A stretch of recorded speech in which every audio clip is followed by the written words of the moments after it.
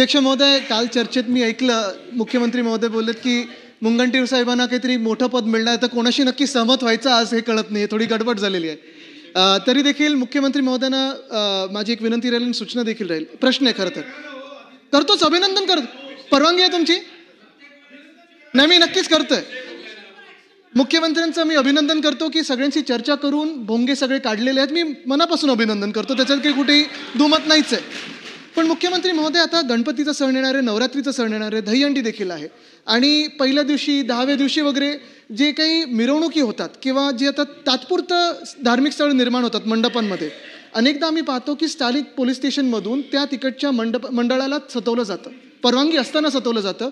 तर मुख्यमंत्री महोदय, जर डेसिबल पाळलं, सगळे परवानगी असतील, तर आपण आश्वासित कराल का की ह्या जर काही मंडळांना सतवलं तर त्यांच्यावर काहीतरी आपण एक रेग्युलेशन कराल की ह्याच्यावर असं पुढे सतवलं जाणार नाही आणि जे सतवतील त्यांच्यावर कारवाई होईल?